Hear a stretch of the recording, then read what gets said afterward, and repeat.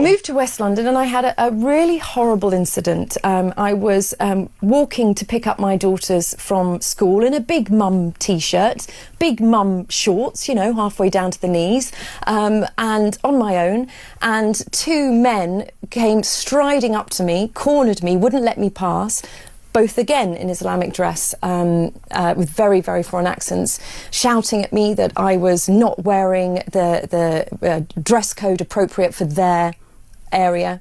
And I tried to pass, they wouldn't let me pass, they just kept shouting at me, calling me names. And I'm a tough cookie, Alex, right? I am a really tough cookie. I burst into tears. I just felt really scared. I didn't know what to do. I didn't know when they were going to let me pass. I didn't even know what was going on. I was like, what is happening? This is my home, and there's been a culture shift in some areas, and I called the police.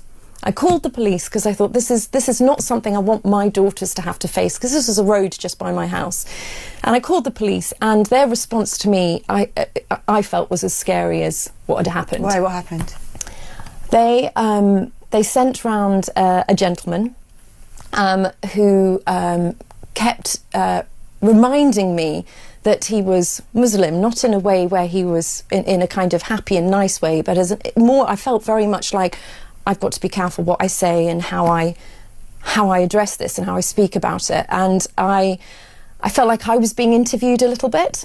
And I was explaining to him how worried I was that this was sort of creeping onto the streets near where I lived, and that I had 4 daughters, and there must be CCTV cameras, and there must be some way of finding out who these guys were. And in the end, all I got from the police was, we'll talk to the local imam and get him to chat with the congregation, and I thought, and it really shocked me. I thought, hang on, this isn't how it's supposed to. You've been spat on, blocked in your passage, intimidated, threatened,